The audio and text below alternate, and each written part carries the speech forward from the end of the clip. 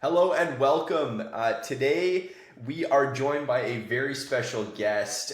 We have Krisa with us from Builder Straight Talk. And we're going to go a little bit more in depth on introducing Michael. But first off, I just wanted to say thank you for tuning in today.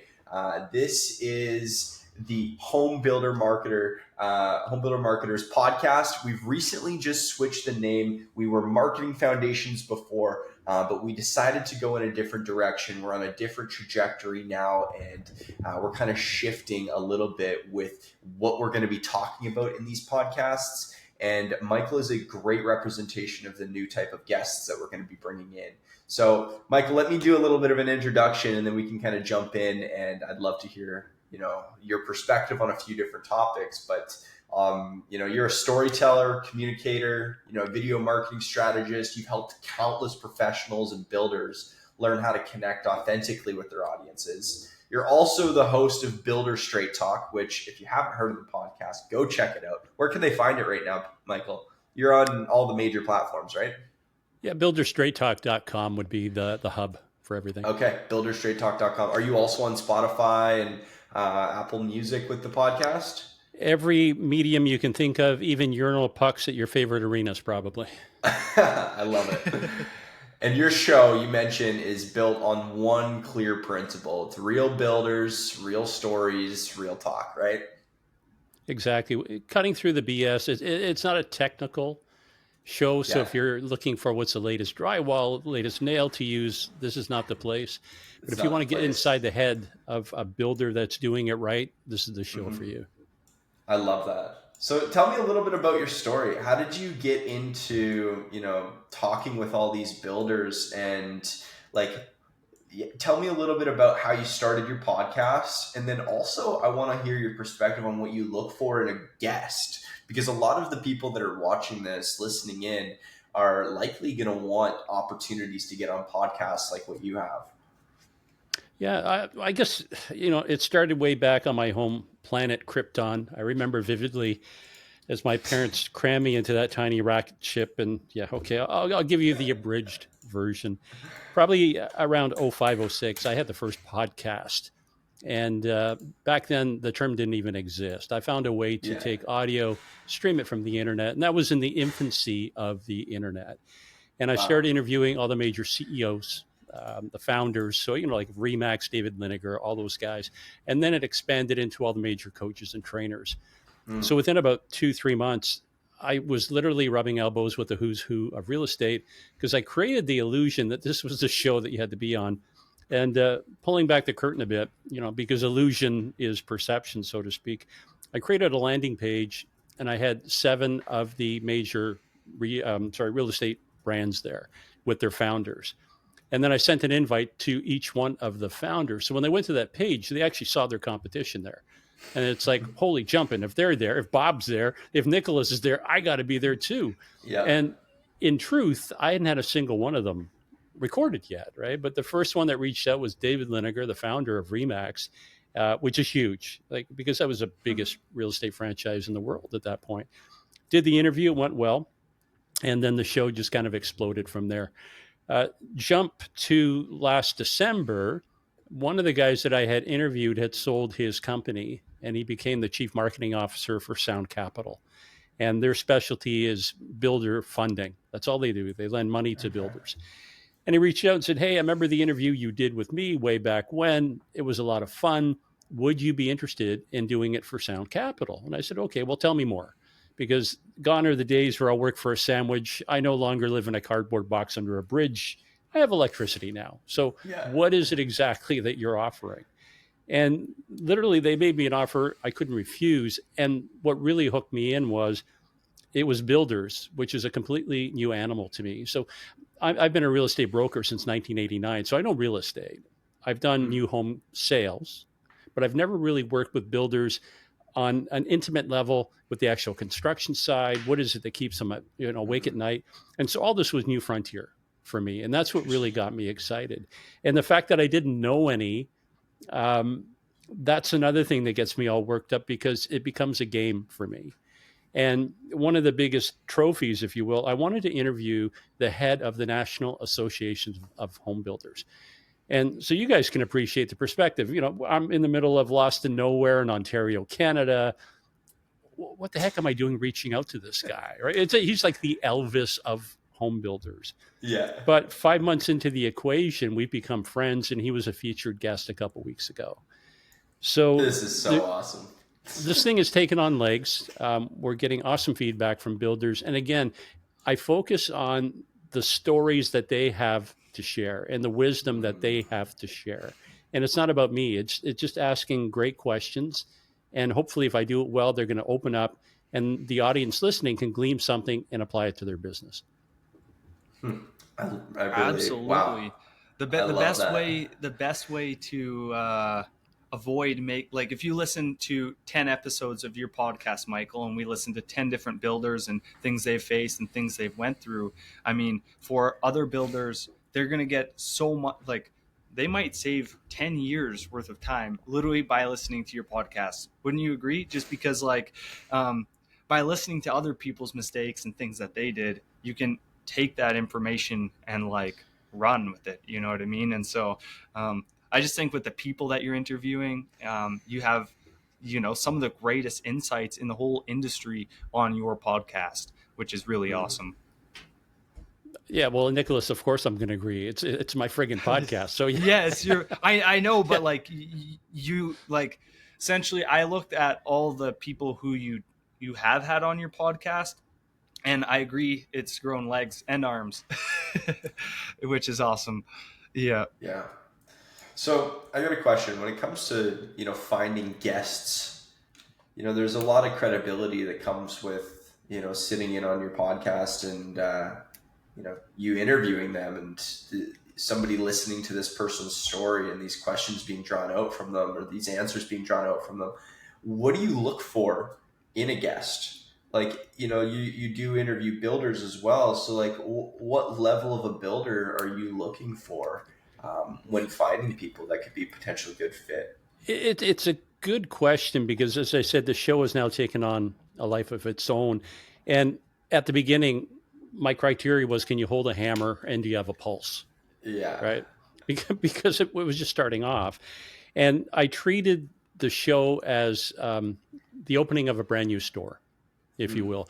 And I didn't want to say grand opening, come to Michael's store, because there was nothing on the shelves to sell.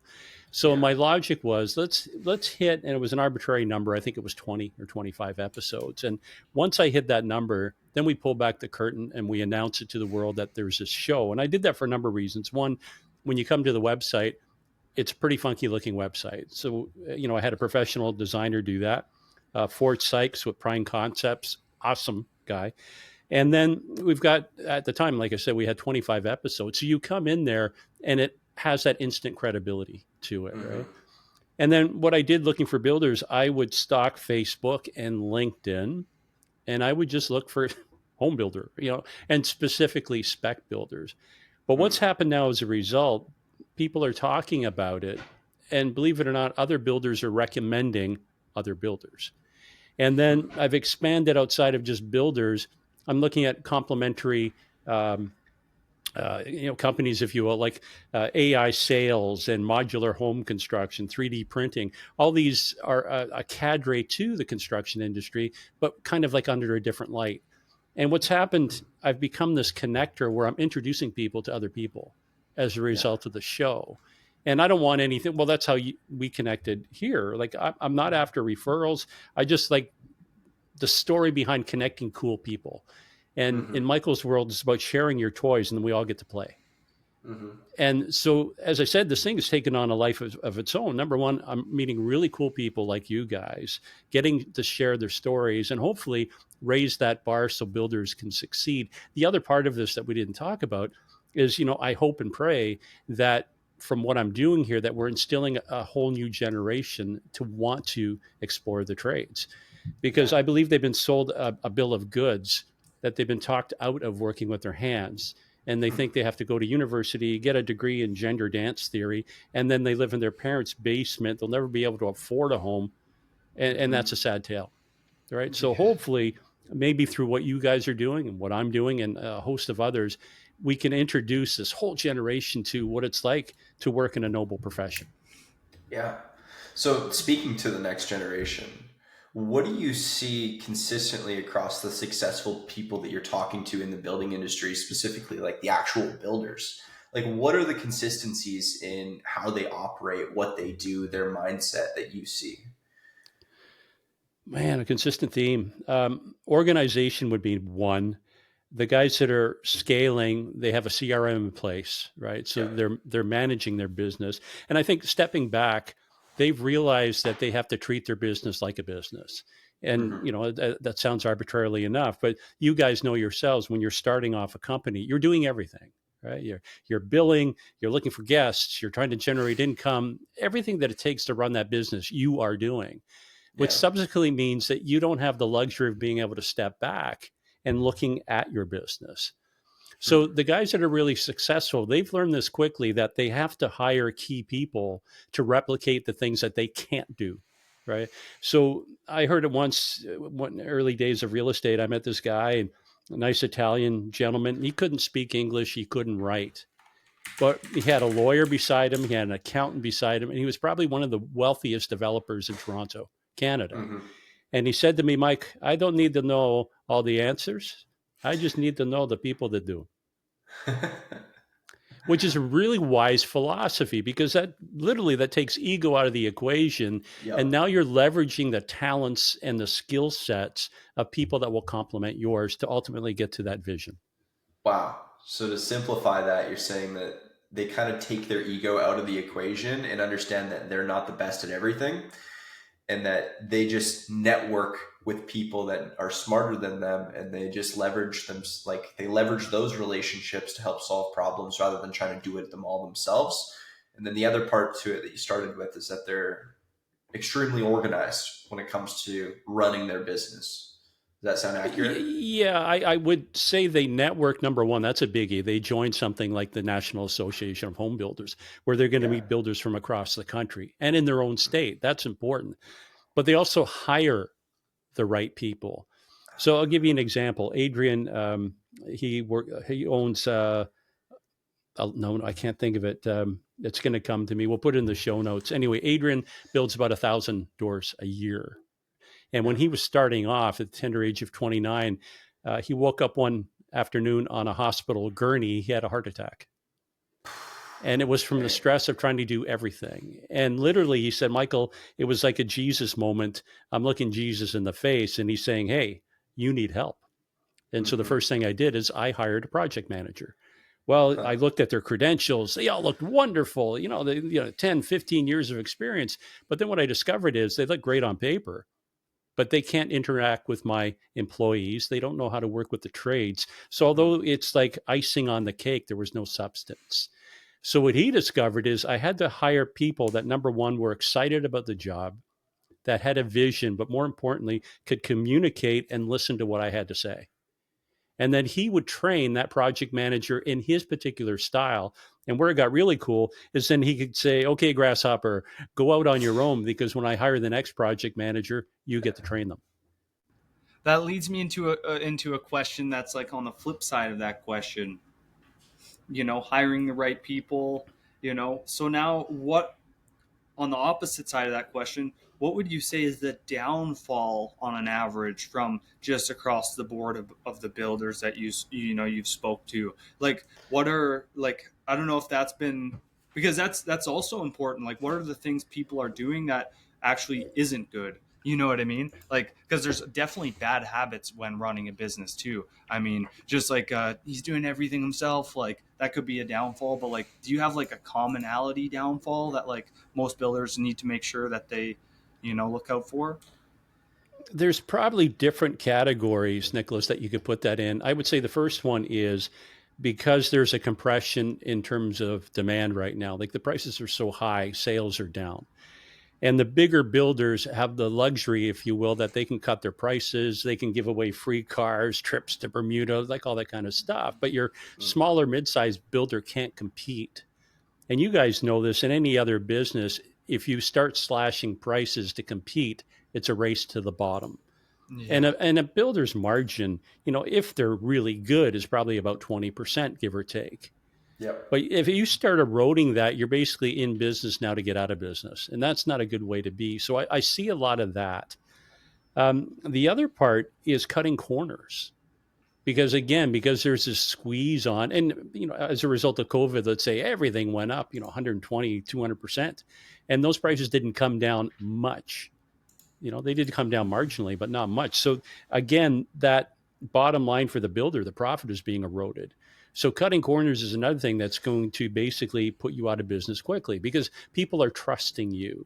And I think what a lot of builders and basically anybody in sales doesn't realize, you're only as good as the last sale that you made. And they spend lots of money trying to generate new leads, but the best ones are the ones that already know, like, and trust you. Mm-hmm.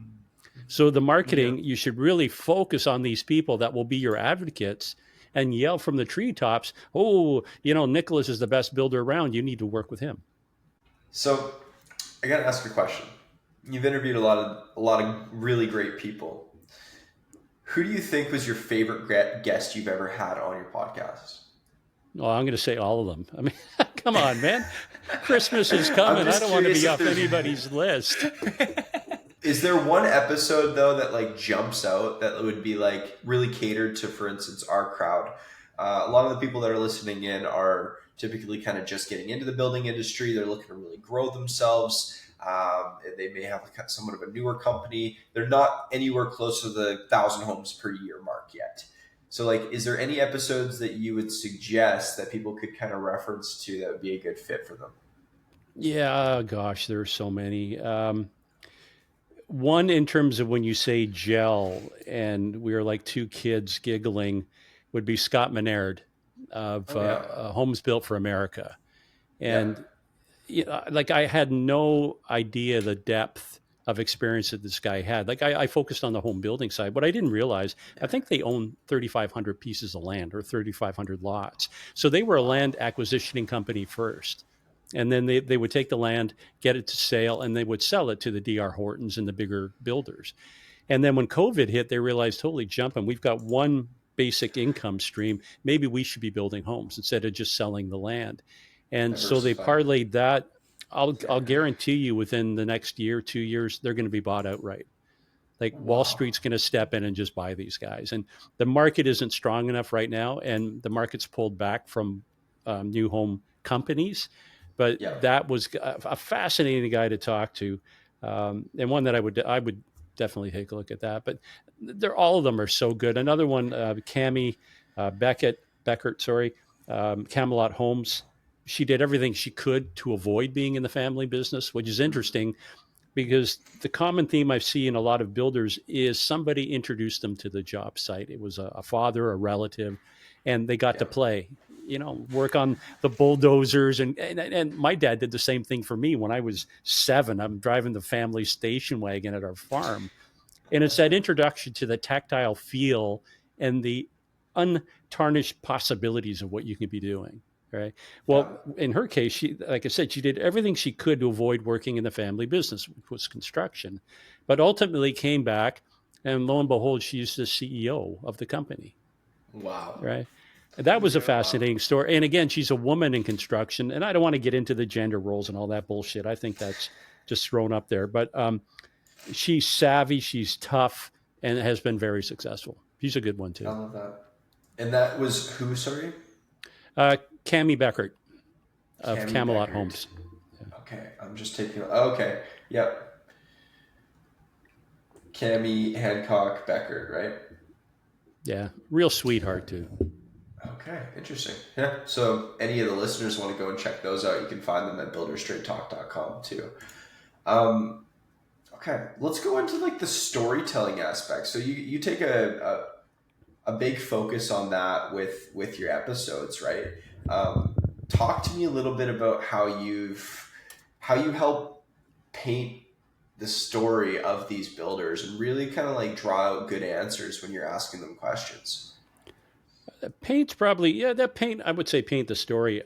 I like to treat it as a blank canvas, and I focus on the questions. And I've listened to so many interviews of other hosts, if you will, and they've got a list of questions. Here are my questions for today. Yeah. Right. that's my list for you guys, because I believe it's a game of tennis. And if there's a connection, if you will, and the energy's there, then you ask a question, I get excited about it, I give you an answer, and you go, hot diggity, ooh, I wasn't expecting that answer. You're going to serve it back to me. And this interview, and I don't like that word, I like conversation. This conversation will take on a life of its own. So I go in there with, I don't want to say an agenda, but I've done my research. So I'm not going to sit there and ask stupid questions. Oh, like, what kind of car do you drive? Do you drive a truck? Like, and then I've heard the questions that make me vomit in my own mouth. Like, if you could be a tree, what kind of tree would you be? What's your favorite animal? Like, nobody cares about this shit. But the person that's asking the question is vying for time and hoping that's going to break the ice. Right. So for me, part of the winning formula is I establish the rapport and the connection even before we do the interview. And I do something which I call the meet and greet call.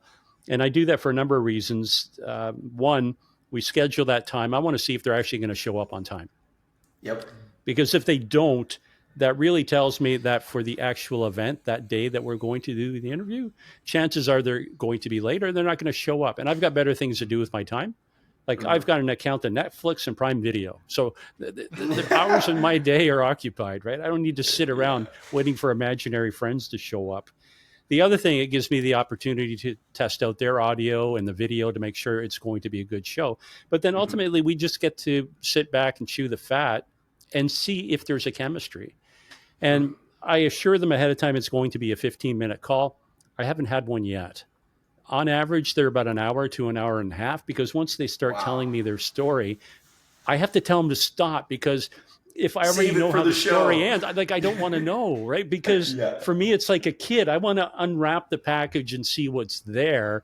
I don't want you to tell me what's in the box.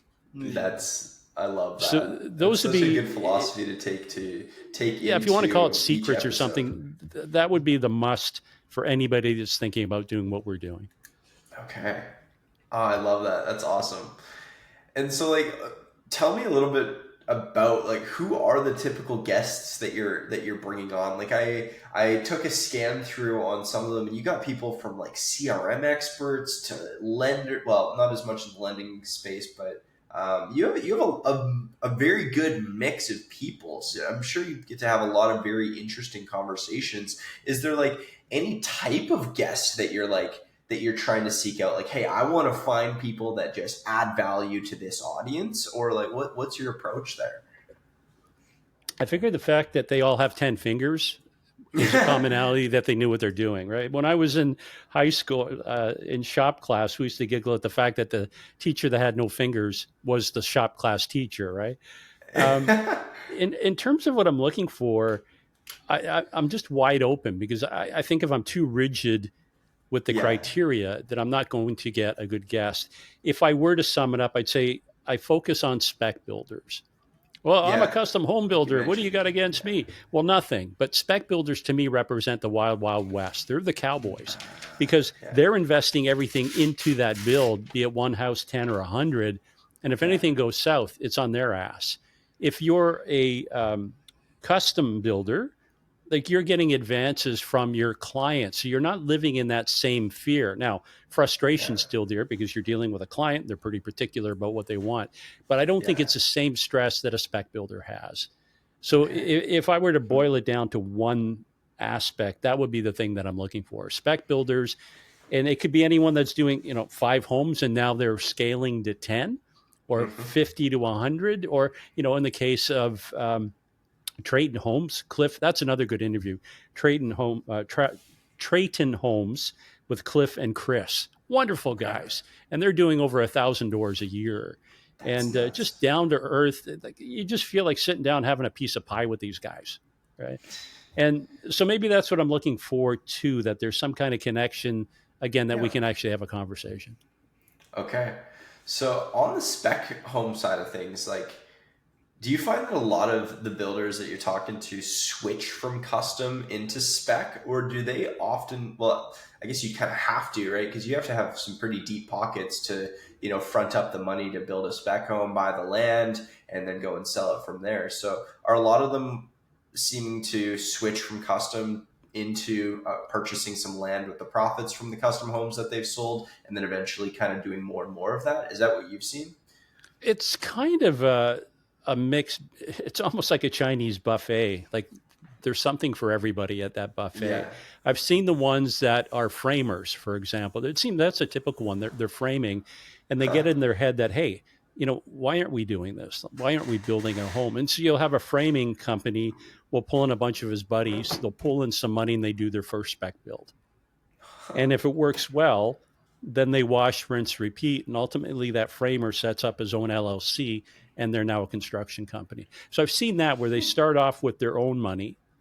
I've seen the other side of the equation, the bigger guys that have investors, right? So the builder's already got experience in the custom side of things.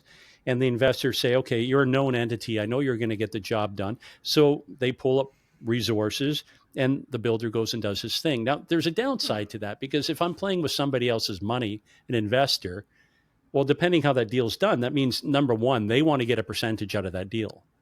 Yeah. And number two, it's usually percentage and interest on top of the loan. So they're not getting as far as they could.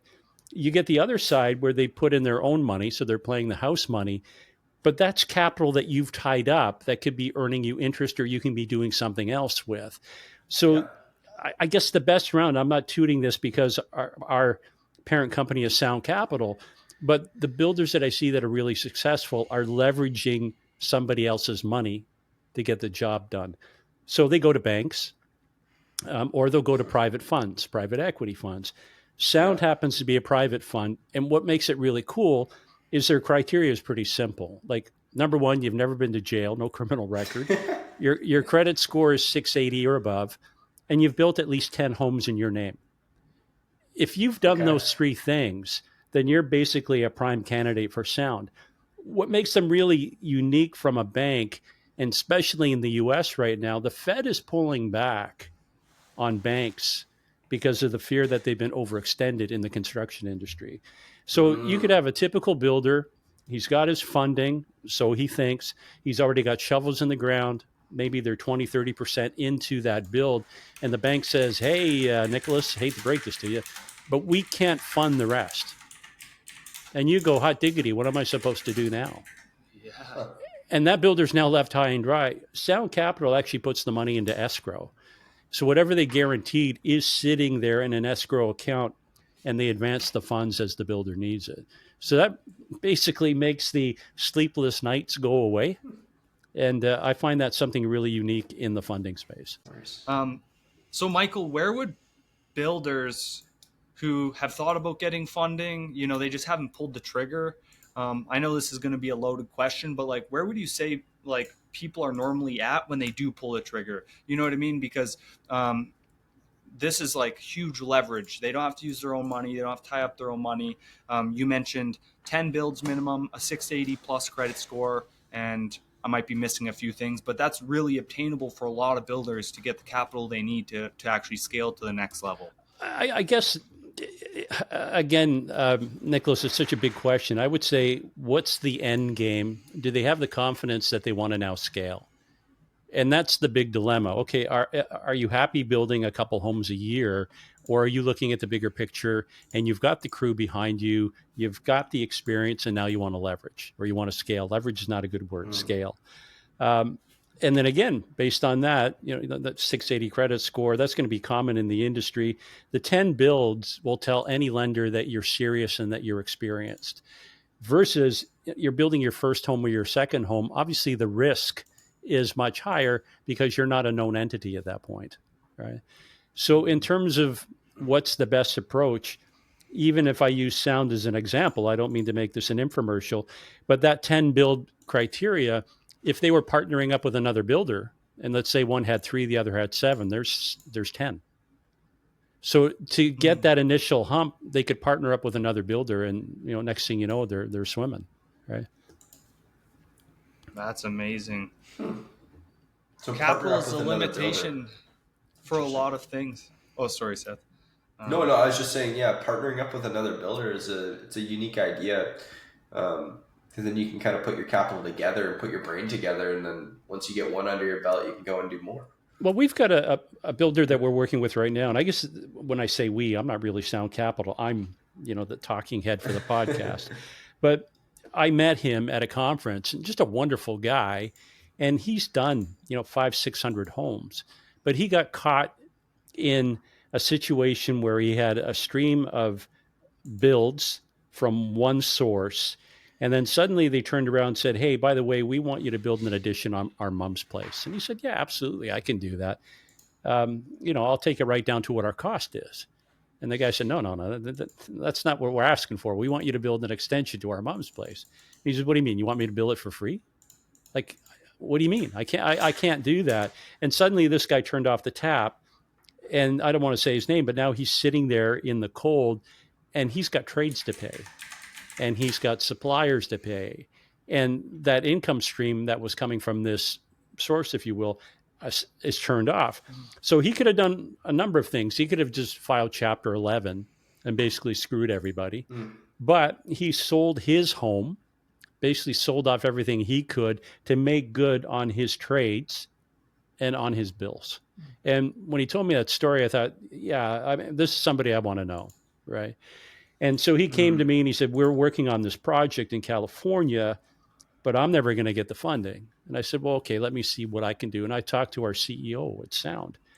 And he said, "Okay, I like what this," and he heard the interview. "I like this guy. Let's set up a meeting." And so we're now working with him, and we've pulled in a partner that can do the build with him. And if he does a couple of these, he'll actually be able to stand up on his own 2 feet, and all that, what happened in the past, will be gone. But that's because he's a guy with character that actually stood up as opposed to ran away, right? That's something that a bank will never do. I think that plays into both of the things that you said you see in successful builders too. The networking aspect and the understanding that you can't necessarily do it all yourself. Yeah, and taking the ego out of the equation and realizing when you need help. Yeah.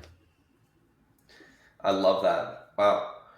Yeah, I feel like so many builders, they just try and, again, do it all themselves, but they probably know somebody that they could partner up with and go in and do a spec home together, and probably end up learning a lot more by partnering with another builder through that process. And then also just like, 2 is better than 1 in a lot of cases, right? Where you have 2 brains thinking about a problem rather than well, one. It's interesting. And then eventually they can. Yeah, and one of the questions you mentioned, like in the trajectory, the story behind some of these builders, they started off with their dad or a parent or a relative, whatever. And so now they're in the family business. But the thought is that I don't want this kid sticking around forever. So Adrian is another great example. And let me just look up his name here. Adrian come on, Adrian, where are you? Yeah. Adrian Aliva, A-L-I-V-A, Alvia. Why can't I say Adrian's name? Avial. And so he was working with his uncle. And his uncle was teaching him everything there was to know. And eventually said, "Look, Sonny Jim, I don't want you following me around forever. I'm building you to the point where you can spread your wings and go open up your own company." And in fact, he helped them with the first build, helped them with the funding, actually brought in the first client. And that was the genesis for him now to be 1,000 homes a year. Wow. 1,000 homes a year. 1,000 homes a year. Yeah. That's a scale right there, because there's only 50,000 people in my city here, so I'm like 1,000 homes a year. They're going to build. Well, many builders are like, I can't do more than 10 homes, 15 homes per year on the custom side of things, because imagine trying to keep 15 people happy and 15 different people are giving you change orders, right? But on the spec side of things, you don't have to deal with any of that. And as long as you can leverage other people's money into buying good property, and you have a system in place where you can, collaborate with other people that build the houses and then you sell the lots, it's like you can easily, well, not maybe easily, but it is very feasible to scale to 1,000 doors, 10,000 doors, 1,000,000 doors like this. Who is this guy's name? Brian Kaufman that you had on there. Like that's incredible, but that would never be possible with the custom home side of things, would it? Somebody built 1,000,000 homes. 1 No. million? Where'd that come from? That's on your podcast. Oh, no. That's the Sound Cap. So Sound Capital has this big, a BHOG, a big, hairy, audacious goal. And they want to be able to, they want to be able to fund 1 million doors, I think, in 5 years or 10 years. Yeah, that's a great goal. But they're not looking at doing it themselves. They're looking at teaming up with other lenders, other builders, because in the U.S. right now there's a desperate need for homes. Right? Dang rights there is. We don't have any room. We don't have any room. There's lots of room in the U.S., but there's lots of room, but there's no more available. Like, you know what I mean? Like, costs are way high. There's not that many units available. When you look in like, a lot of different markets, like even Kelowna, it's like all new buildings that are empty or that are being filled, but then all the other ones are like, they're full. So, yeah. Well, Canada is a very interesting market right now, especially with land and the economy right now.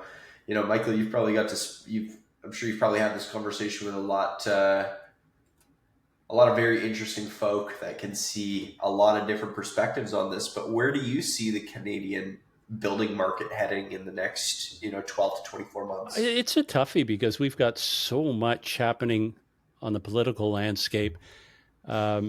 And I don't want to get into the politics. I think Canada we're no longer that shiny country on the hill that everybody respected. We're turning into a festering shithole. But, did I say that out loud? If I look at Toronto, which used to be the epicenter of Canada, the financial hub, the condo market has been obliterated, like completely obliterated. And it happened basically back around COVID, I'd say 2019, 2020. You've got a 5-year window from when the builder will start pulling in sales. They hit that critical point of usually 70, 80%. The bank will now lend them money and they start building. And that usually takes about 5 years. So what the average buyer does is he'll buy a condo on spec because Toronto's such a hot market. And some of these guys bought 1 or 2 or 3 condos because they're putting a minimum down payment down with the hope that before this thing actually comes to fruition, they'll be able to flip it. Well, they got builders rates at, let's say, 1.9%. Let's just say 2 for round numbers. Well, now 5 years later, we're at 5%, right? It's doubled. The value of that building has come down. If they put in any kind of upgrades, they've overpaid for that unit now. Now they're below water on 1, 2, or 3 units, and they can't close. And the builders aren't saying, oh, that's okay, you made a mistake. No, they're coming after them with guns a-blazing and hauling people into court. So from that perspective, we have an oversaturated condo market. I don't know if they'll ever be able to catch up.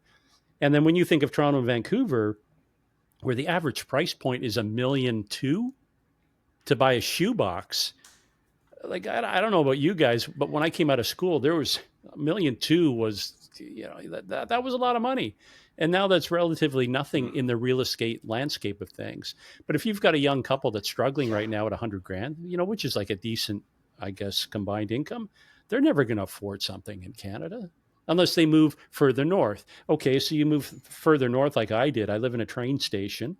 I bought this 25 years ago for $200,000, and even then I thought I overpaid. It's probably worth 1.5 now. I could not buy the house that I live in today.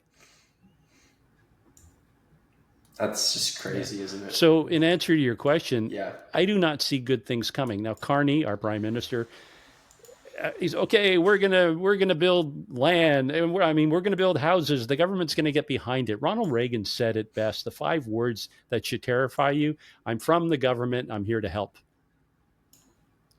When you hear those, 100% run for the hills, because their solution for the elderly and finding residences for the elderly, they were going to make a whole mountain of shipping containers.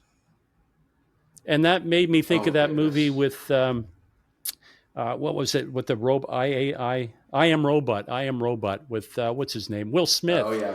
And in that movie, if you saw it, all the AI robots that are missing an arm and whatever are living in these tracks of stacked containers.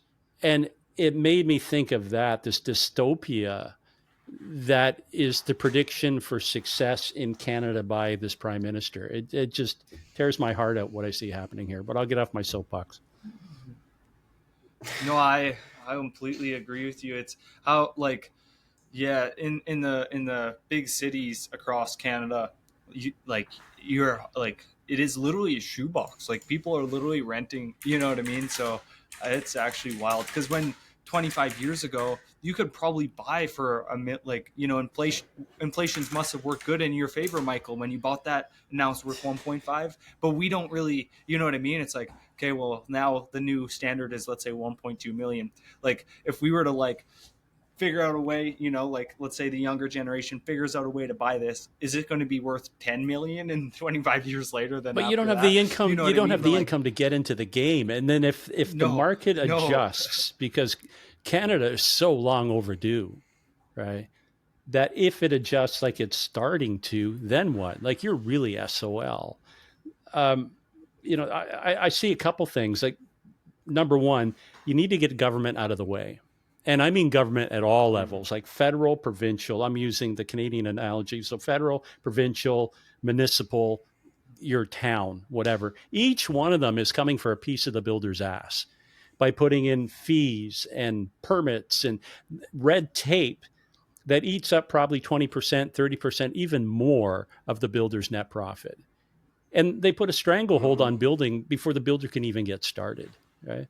I see that in the US as well. Like California, one of the builders that I interviewed, he was looking at a year and a half to get a water permit that cost him 120 grand. That's disgusting. Right? And all you need to do is look at, they just had the big fires there last summer. How many homes have actually been constructed since? They haven't even finished the cleanup because there's so much bureaucracy that is holding it back. And the question you have to ask, is this from pure stupidity? And I have to think you need to take courses to be that dumb. Or is there a method behind it to hold people back from being able to build? I don't know which one it is. But if you're trying to build a robust economy, the first thing you want to do is have people living in homes that are affordable so now they can get to work and they're living the Canadian dream, the American dream, whatever that is. But I think where we're heading right now, again, doom and gloom, we're building a generation of renters. And if you're a generation of renters, you're now reliant on, is it the government that's funding that? Is that where you're getting the universal income that they were talking about?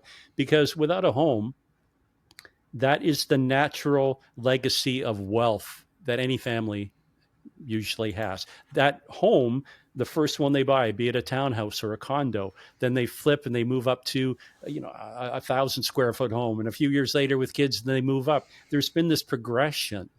We don't have that anymore. And that progression is what generates the wealth that most people depend to rely on, to retire on. Yeah. $100,000 is what $25,000 a year used to be. I really feel like that's the kind of buying power that we have now in Canada. Like you could have a dual income and still be struggling to rent an apartment in Vancouver, in Kelowna. What's that? Sorry, Michael? Oh. I'm not hearing anything, guys. Nick, can you hear me? Yeah, I can hear you. Oh, weird. Let's see. I'll see if it's my end or. Michael, did your audio die? You there? Yep. Okay. Maybe it was me. I just took up my iPod. But no, they're charged. I've got green lights on this thing. Oh, weird. Yeah, Nick was still able to hear me. It must have just cut out on your side there. Okay, I've turned down my speaker, so hopefully it won't come through as reverb. No worries. Yeah, I was just saying that like the buying power is completely shifted now. Yeah. So from your perspective, though, how can a builder still be successful in a market like this doing, spec homes? Like, is it more feasible for a Canadian builder to go and figure out how they can build down in the US rather than stay in Canada and get eaten by all these fees and, lose out to their profit just due to how the economy is doing? Or what would be your opinion? Yeah, that's so first of all, that's out of my pay grade. I would never tell Canadians, move to the States and build down there. I just don't know what the intricacies are. But in terms of a solution, what I can say is, and I feel like we caught the bouquet at a funeral, so let's put some life back into this. I see hope on the horizon in terms of the new types of homes that are being built. And one is modular, so modular, let's set a pin in the map here. I'm not talking about double wide trailers, that are rolling meth labs that we've seen on Breaking Bad, right? Unfortunately, that's the stigma that's attached to these things. Modular homes are built in factories, and they're literally homes, modules that they roll out to the site and attach together. And lo and behold, you'll have a 2,000 square foot home or a 4-story high apartment. There are so many advantages to that because they're built in controlled conditions, right? So you don't have to worry about rot. Mm-hmm. The amount of waste is cut down to almost nothing. And in terms of the skilled labor, they can actually train people on site to learn how to do this. Quality control is second to none because it's coming down an assembly line. So everything is scrutinized and double checked, unlike what happens on a job site. It starts to rain, you got snow, you're delayed because you're waiting for your materials to show up. There's such a distinct advantage to building modular. Now, downside is banks are having a tough time, like I said, disassociating a mod from a trailer because they think, we're going to fund something that's going to be pulled away the next day, right? So it's a re-education. And also to people out there, they have to realize it's not the same thing. So they're fighting it on two fronts. Number one, educating the consumer that if I were to blindfold you, took you into a subdivision of modular homes, you wouldn't know the difference. And if you were to walk through, you'd swear, this is like, stick frame built. Like this is a home. And as I said, there's so many advantages, but the big one is the actual speed to completion. Like a factory that's humming on all 8 cylinders can turn out 10 to 15 homes per month. So they can actually put those on site, and on site they can be up and ready within 3 weeks. Versus the guy next door that's still, tacking away, that could take a year to build. So there's so many advantages to doing this. The price point is about the same, but where the savings come to the builder is he's not paying the cost to actually build up that home on site. He's probably saving at least 3 to 4 months in interest cost, in labor cost, because the thing just basically arrives like a big jigsaw puzzle and you put it together. So AI, the technology that is coming online now in the building industry, I think that is exciting in terms of what it's going to do for affordability and scale. Wow. I love that idea of the modular homes too. We work with a few guys that do that, and it's such an untapped market. And I think there's so much potential there growing into the future that all you need is the land. You can drop the house on it, and you're like the cost of a modular home. Heck, you can buy one on Amazon for $75,000 on Amazon. And you've got some great companies in BC that are doing it. The guy that I would hunt down, maybe as a guest for your next show, Ken Semler of Impreza. He is like I'm trying to think of the Sopranos of modular in a good way. And he puts up probably about 200 articles a year, and he is the source for all things modular. He would make a good conversation for you. Okay, I'm going to reach out to Ken. I'm just looking for him right now. What was his last name? Semler. Yeah. You'll see him. Semler. He was probably 2 interviews ago on the site. Okay, cool.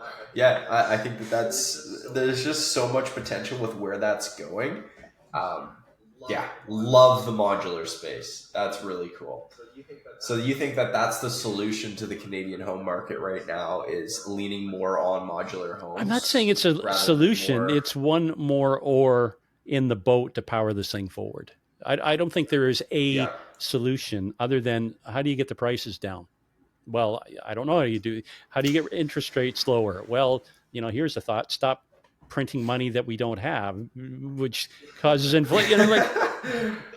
Again, out of my pay scale to be pointing fingers, and I'm sure the RCMP will be knocking on my door shortly. But yeah, you're not allowed to say that. Hey, they said free. Well, you open that door, Nicholas. In the UK, the number is 15,000 people have been arrested for hate speech meaning they posted something online that the authorities didn't like that. Like, get that through your head. 15,000 people because they posted something. Wow. And the UK then, was the principle of free speech, right? Our laws, our common law came from the UK, and they've fallen, man. I mean, there's a festering shithole if you want to go to one. Apologies to any English people here, but your country is just in ruin right now. You know who one person who I guess we could all know and respect as Canadians, Mr. Don Cherry. I saw his final interview that he had there a while back, and well, he'd be in jail right now for saying "you people." He'd be literally. They would have him in handcuffs and they'd be carting him out. I think that's Bill C-18, which is the internet one. So I can say, okay, let's rewind, and you can cut this out, but you can perceive from something that I posted online that would be offensive, but more importantly, could hurt you. And you can now register that to a magistrate, and they would open up a file and they would look into it. And I could potentially be indicted or charged, fined, arrested because of something that you felt that wasn't posted to you, but that I posted. Nuts. Wow. Let that sink in for a bit, young kids. Like, I'm old. I'm going to be dead soon. I don't give a shit. But when I look at your generation, oh, man, have you got a road to hoe coming up? Yeah. Isn't that the truth, man? Well, I know we budgeted 30 minutes, and we just kind of scraped over that. We're at almost an hour now, but I have to say, Michael, it was a pleasure to have you on here, to kind of speak on some of these topics that a lot of builders are going through and giving some advice in some different areas. Where can people find you after this? I know we talked briefly at the start about it, but if you could repeat, where the best place is to get connected with you and plug into what you got, that'd be awesome. I would say home base would be builderstraighttalk.com. That's basically the center of my universe right now. And then they can email me, michael@builderstraighttalk.com. Perfect. And I'll also have that linked in the show notes too. And yeah, I always like to ask our guests one last question before we jump off. But if you could give one piece of advice, you get to speak into every builder's ear that's kind of just getting started, what would that piece of advice be?